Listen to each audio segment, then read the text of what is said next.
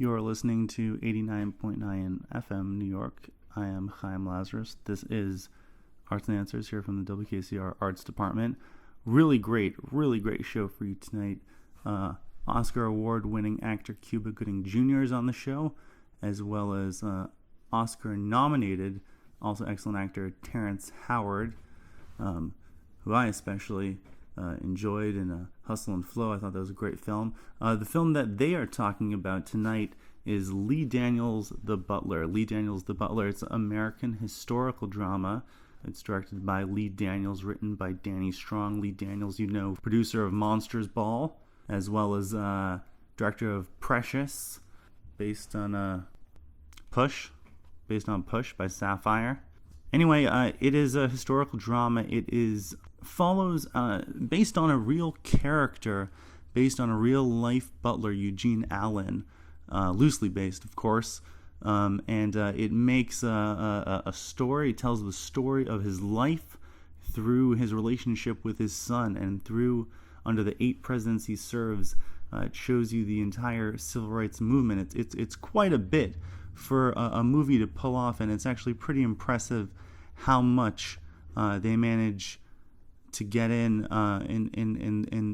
the short feature film time, because it is such, of course, dense and important part of history. It has Forrest Whitaker as Cecil Gaines, the main character. It has Oprah Winfrey as Gloria Gaines, his wife. And Mariah Carey actually shows up just in the beginning. Terrence Howard as a neighbor. Cuba Gooding Jr., Lenny Kravitz. And there is a lot of very, very, very interesting presidents who make cameos, including Robin Williams, Liev Schreiber, John Cusack, Alan Rickman, Jane Fonda, as the First Lady, Nancy Reagan. Anyway, do hope you stay tuned. This is recorded on location, so apologize for the sound quality.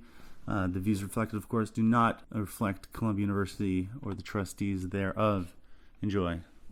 My first guest of the night, talking about Lee Daniels, the Butler, the very excellent actor Terrence Howard. So firstly, thank you so much for doing this interview. Thank you. I appreciate doing this. So to begin, tell me about your character in this movie, and why is he important to the film's overall narrative? Well, I think then my characters represent the potential of Black America at the time, but the lack of direction, lack of opportunity that leads to complacentness and self-destructive behavior, which ran rampant throughout most minority communities, or the disenfranchised or the impoverished communities. Without having any true leadership or having a voice, they were forced to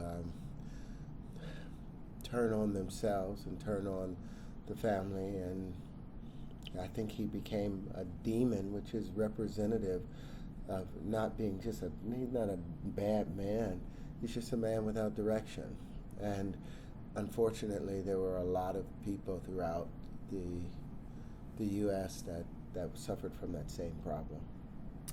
Without giving away whatever you're supposed to give it away, you mentioned destructive behavior, lack of direction. How does the character? What are his actual actions that show that?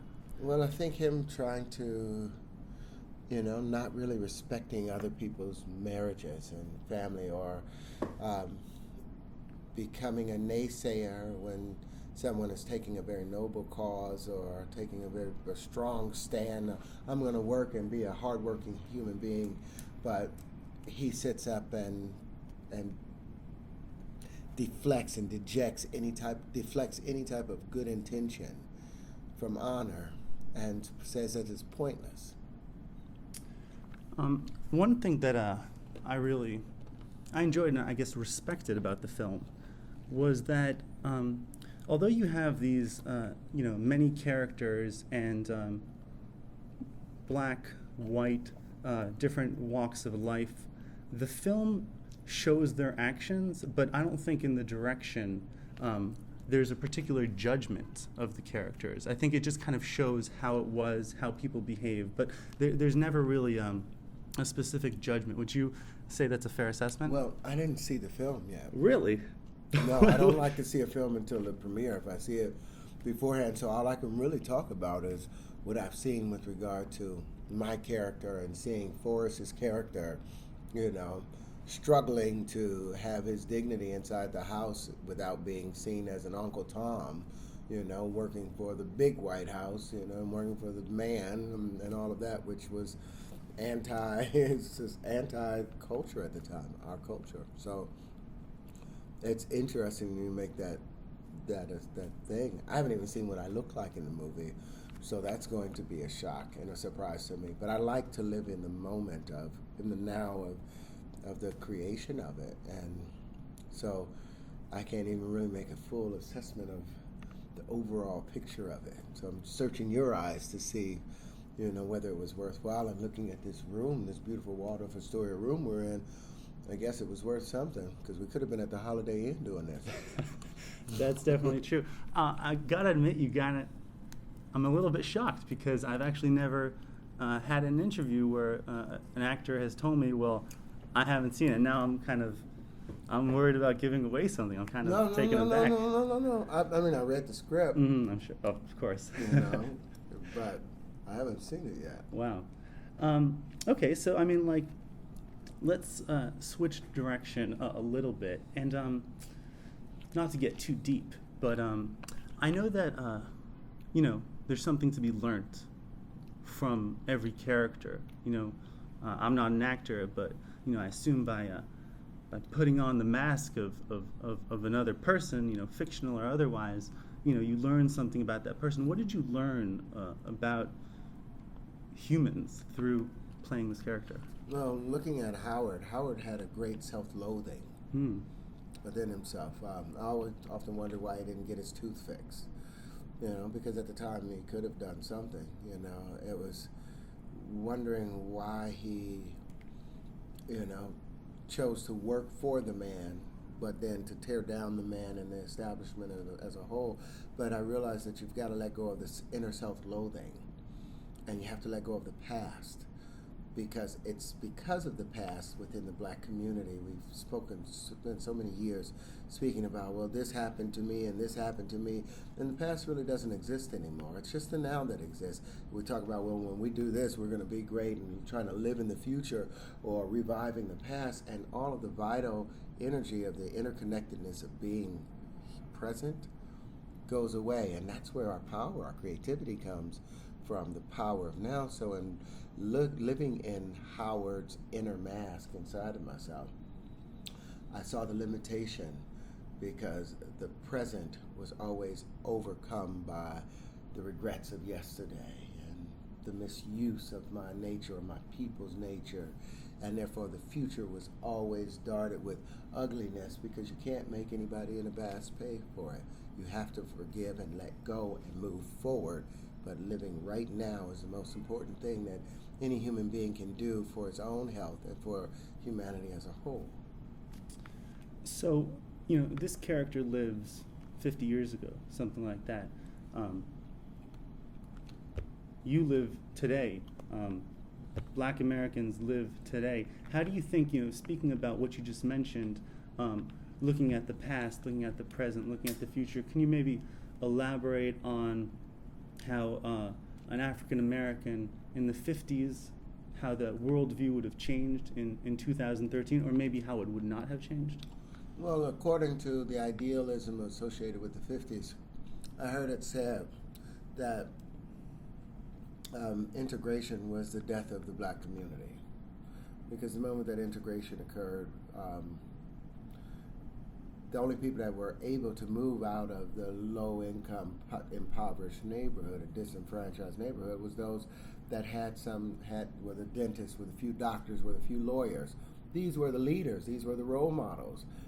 These were the people that owned the cleaners, that owned the corner store. But the moment they moved out of the community, then other communities moved in. We didn't have anybody to look after us. So I think they would see the world today, because the world is more of a melting pot, a true melting pot, where I think there's a new study that just came out that said more than 4 out of 5 Americans have mixed blood, as a whole. No one is really a pure race. So it's not even true to say, I'm black, I'm white. I mean, I'm partially white, I'm mostly black, but there's a great deal of Indian in me also. But if I put salt and pepper on the table, can I say this is, and I mix them together, can I truly call it pepper? Can I truly call it salt?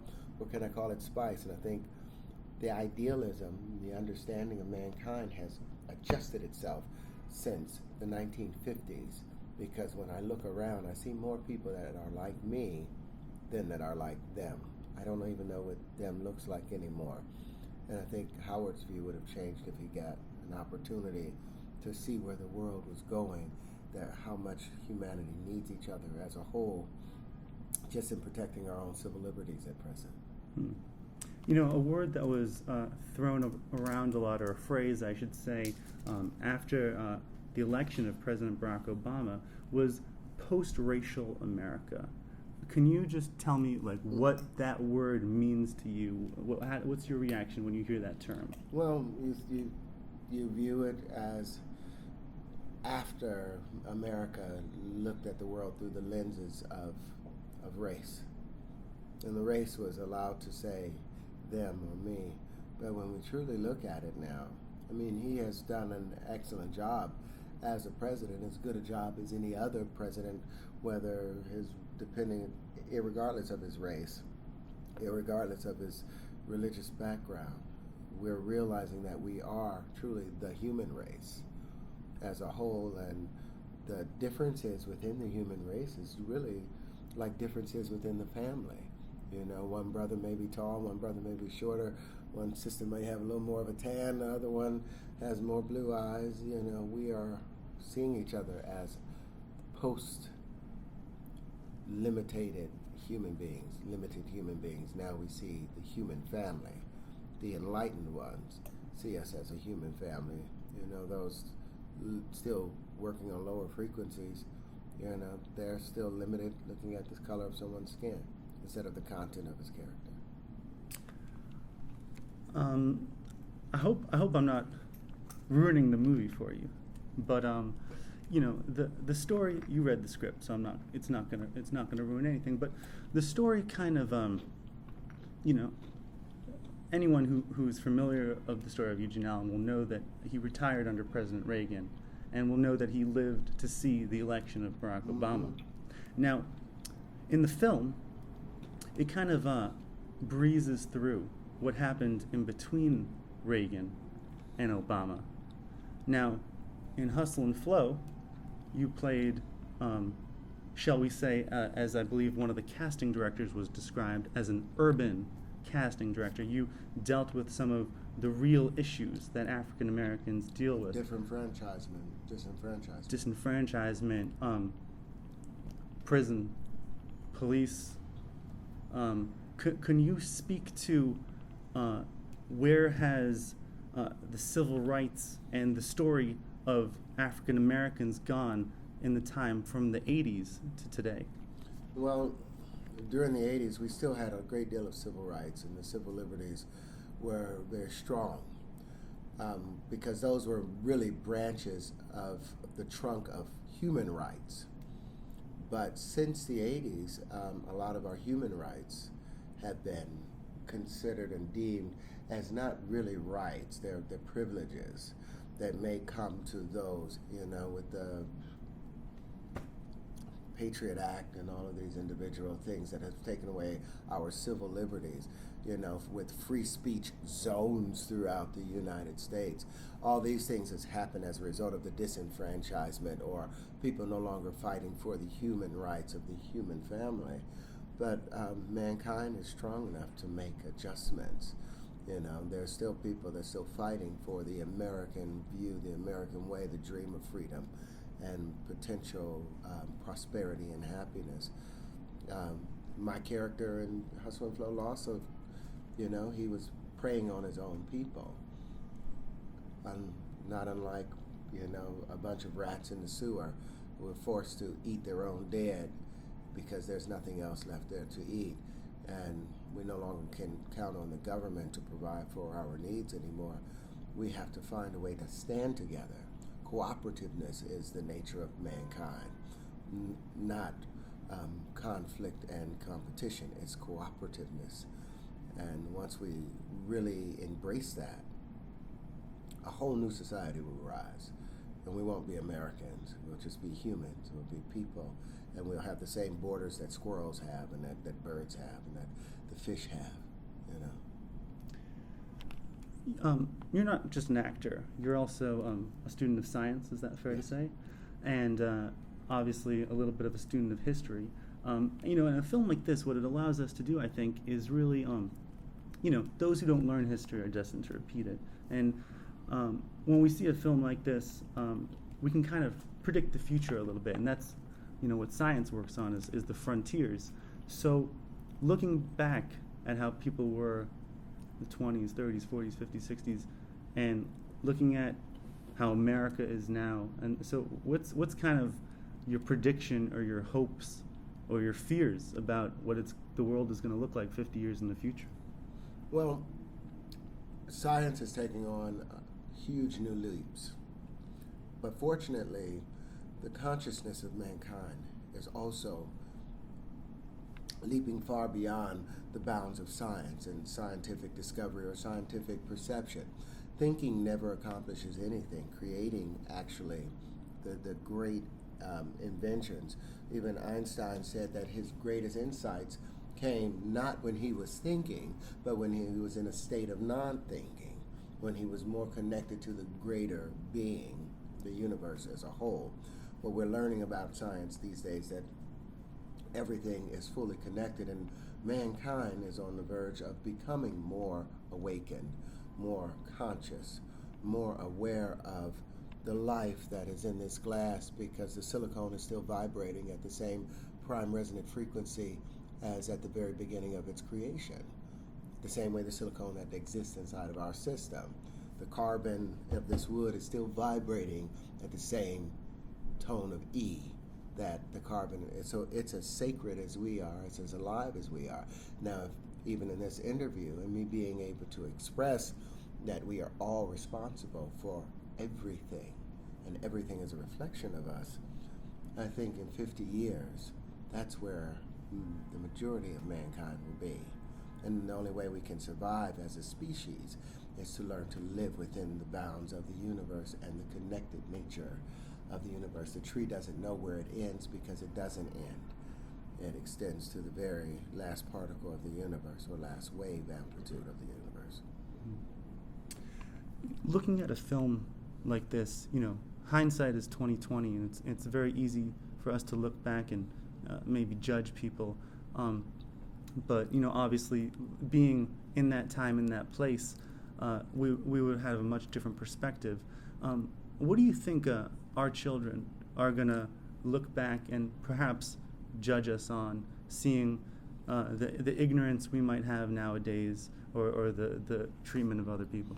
Well, hopefully my children or our children will be wise enough to see the futility of judging, period. That no person, no human being is in any position to judge anything, and to really spend too much time thinking about the atrocities of the past beyond what's necessary to avoid them in the future, gives power and presence to them. They'll look at the Patriot Act as something that was not beneficial to mankind or to the U.S. or its citizens as a whole. They'll possibly look at our economy being based upon this carbon-based economy as not being sustainable, and the fact that it was perpetuated for such a long time. They'll look at the IRS and say, how in the hell did this Federal Reserve Bank that's controlled by the 1 percentile families ever become in charge of the American money, and these frauds that's been portrayed. They'll be angry that they haven't stood up and monitored what was taking place a lot. They'll be angry about that, but they'll be thankful that there were certain ones within the American family that was able to set up and say, look, let's be aware, let's not make the mistakes of the past. Let's live in the now and always be present and deal with what we can deal with today. Unfortunately, we're out of time. I feel like we could speak for 2 more hours, but thank you so very much. No, thank you, man. Pleasure talking to you, man. Pleasure. Thank you so much to my guest, Terrence Howard. We really do appreciate his time and coming on the program. We are talking about Lee Daniels' The Butler tonight on WKCR. Go check it out.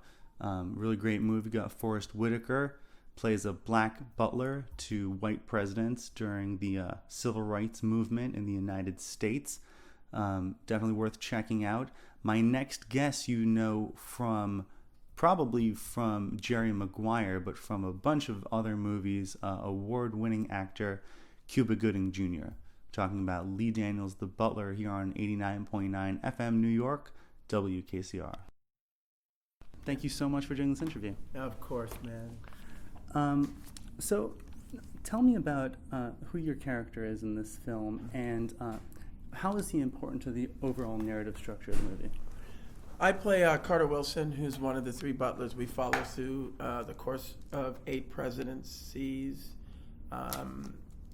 Carter Wilson is a friend of Cecil Gaines, played by Forrest Whitaker, who's the main butler that we actually follow his life from the cotton fields when he's a little boy all the way through till him being 92, 93 years old.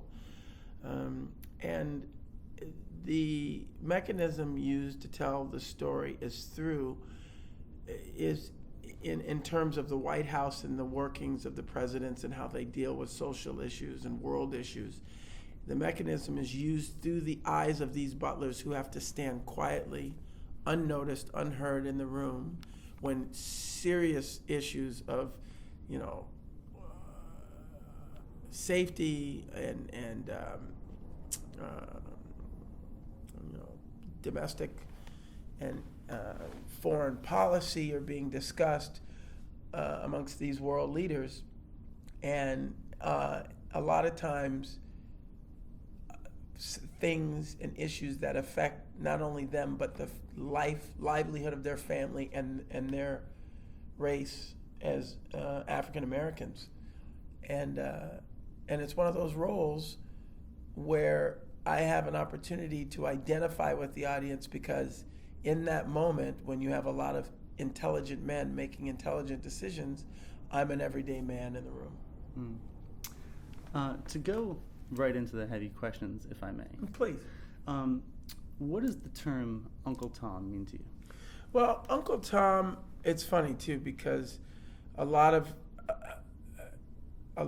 that period in history, you had blacks turning against themselves. So I think when you think of the term Uncle Tom, it's still reflected of being almost like a Benedict Arnold, someone who will sell out those he loves and knows for his own personal benefit and gain. I'm just going to keep playing word association here, if I may. And so, what is the term? Are you familiar at all with the term the new Jim Crow?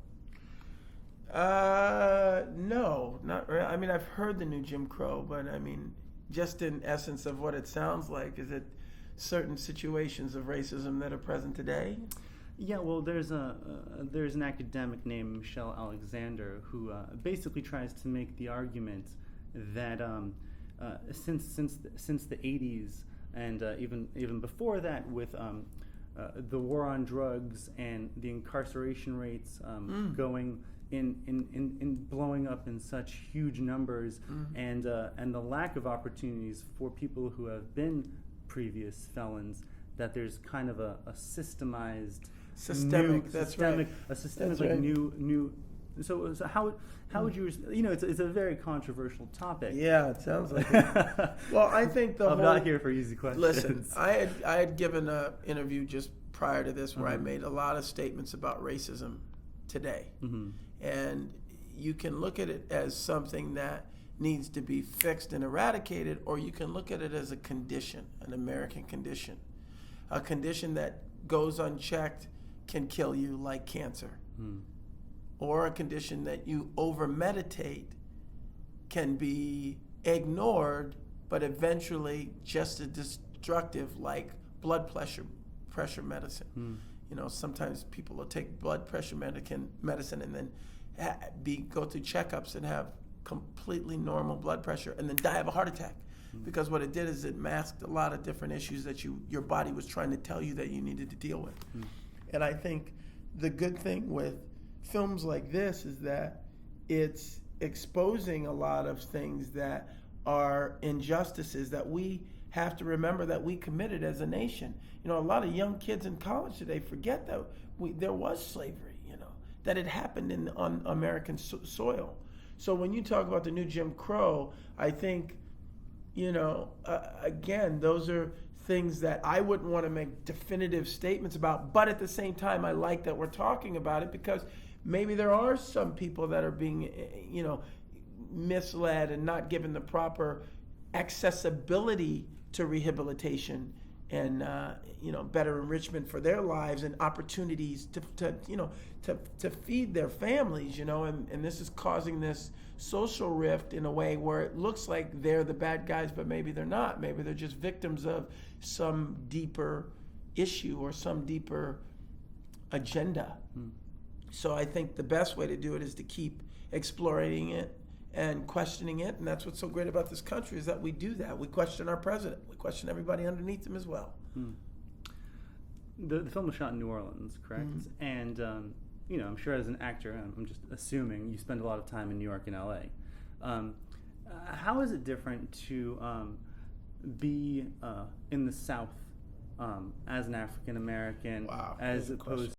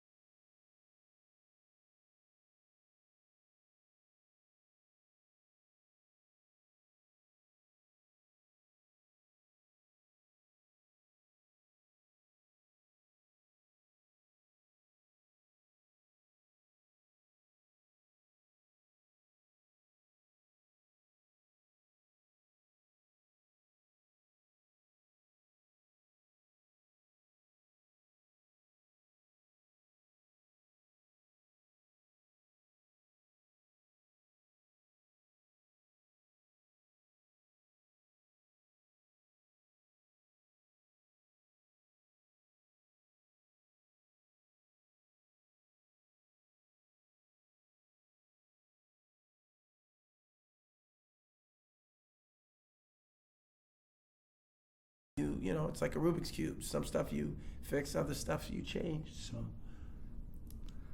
well, unfortunately, that's all the time we have left. Yeah. But let's look forward to a better future. And hey, Chaim, me too, brother. I'm looking for the same thing. Thank you so much for doing this interview. Nice interview. meeting you, brother.